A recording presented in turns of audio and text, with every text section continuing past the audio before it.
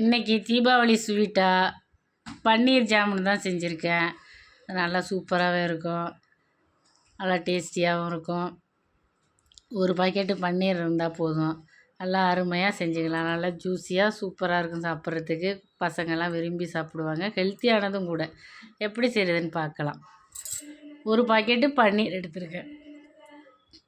இந்த பன்னீர் 200 கிராம் நம்ம வீட்டிலே செஞ்சுக்கலாம். நான் கடையில் தான் வாங்கியிருக்கேன். 200 கிராம் பன்னீர் எடுத்துருக்கேன்.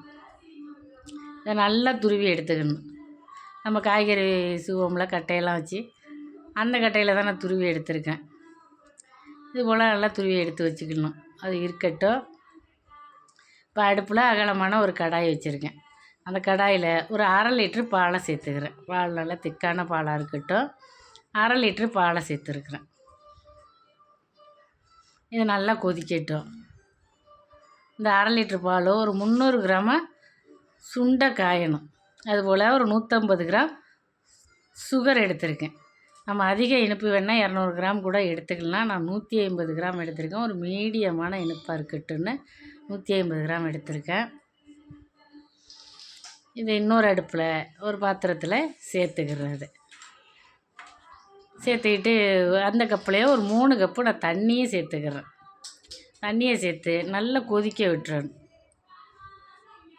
இந்த அடியில் சீனி கிடக்கும், அப்பப்போ கலந்து விடணும், இல்லைன்னா அடி பிடிக்கிற மாதிரி போயிடும். சீனி கரையிற வரையும் இதை நல்லா கலந்து விட்டு, பாகுபதெல்லாம் தேவையில்லை. அது ஒரு பக்கம் கொதிச்சிக்கிட்டு இருக்கட்டும்.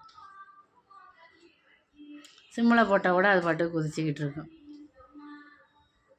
பால் இப்போ நல்லாவே ரெடி ஆகிடுச்சி. நல்லா கொதித்து வந்துக்கிட்டு இருக்கு. நல்லா கொஞ்சம் சுண்டி வந்த பிறகு நாம் துருவி வச்சுருக்கிற பன்னீரை அந்த பால் கூட சேர்த்துக்கணும். சேர்த்து அதையும் நல்லா கலந்து விடணும்.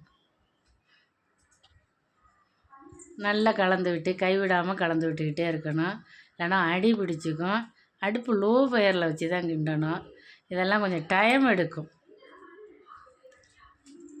ஒரு 150 கிராம் பால் பவுடரை சேர்க்குறப்போ அதையும் சேர்த்து நல்லா கட்டிப்படாமல் கைவிடாமல் நல்லா கலந்து விட்டுறணும். ஸ்வீட் ரெசிபியெல்லாம் செய்கிறதுனா கொஞ்சம் டைம் தான் எடுக்கும்.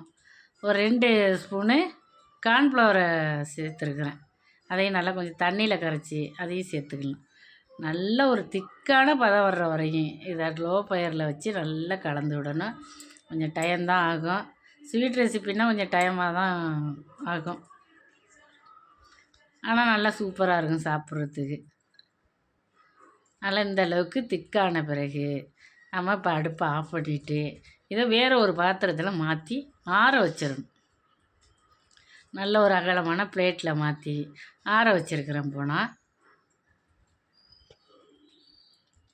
நல்லா ஆறின பிறகு மாவை எடுத்து பார்த்தோம்னா நல்லா சாஃப்டாக இருக்கும். இந்த மாவு நல்லாவே வந்திருக்கு. இந்த மாவு இப்போ இதில் கொஞ்சமாக ஃபுட் கலர் சேர்த்துக்கிறேன். ஒரு 4 சொட்டு சேர்த்துக்கிட்டால் போதும், அதிக தேவையில்லை. சேர்த்து நல்லா பிசைஞ்சு எடுத்து நாம் இதை கையில் நல்லா ஒரு உருண்டையாக உருட்டிக்கணும். உருட்டிட்டு நமக்கு எந்த ஷேப் வேணுமோ நம்ம செஞ்சுக்கலாம், இல்லை நம்ம விருப்பம்தான். நான் இந்த ஷேப்பில் செஞ்சு வச்சுருக்கேன். எல்லாத்தையும் உருட்டி இது போல் எடுத்து வச்சுருக்கேன். இப்போ பாகம் ரெடி ஆகிடுச்சி. பாகு பதம்லாம் எதுவும் தேவையில்லை, ஆனால் நல்லாவே ரெடி ஆகிட்டு. இது போல் ஒன்று ஒன்றா நம்ம சேர்த்துக்கணும். அள்ளி கொட்டி கரண்டியை போட்டு கிண்டக்கூடாது, இல்லைன்னா பிரிஞ்சு போயிடும். அடுப்பு லோ ஃபயரில் வச்சு ஒரு 10 நிமிஷம் இது கொதிச்சுக்கிட்டே இருக்கணும். அடுப்பு லோ ஃபயரில் தான் இருக்கணும், அடுப்பை ஃபுல்லாக வைக்கக்கூடாது, அப்படியே பிரிஞ்சிக்கும் சமயத்தில். லோ ஃபயரில் வச்சு இதெல்லாம் பொறுமையாக செஞ்சு எடுக்கணும். நல்லாவே ரெடி ஆகிடுச்சி. நான் இப்போ பாகுலேருந்து இதெல்லாம் எடுத்து வெளியில் வச்சுருக்கேன், கொஞ்சம் ஆறட்டுன்னு. நல்லா ஜூஸியாக சூப்பராக இருக்குது. பாகில் வேணாலும் நம்ம போட்டுக்கலாம், இது போல் நம்ம தனியாக வேணாலும் எடுத்து வச்சு சாப்பிட்லாம். எப்படி எடுத்து வச்சு சாப்பிட்டாலும் ரொம்பவே டேஸ்ட்டாக இருக்கும். வர தீபாவளிக்கு நீங்களும் உங்கள் வீட்டில் இது போல் செஞ்சு சாப்பிடுங்க. குழந்தைங்களுக்கெல்லாம் செஞ்சு கொடுங்க. தீபாவளியை என்ஜாய் பண்ணுங்கள். நெக்ஸ்ட்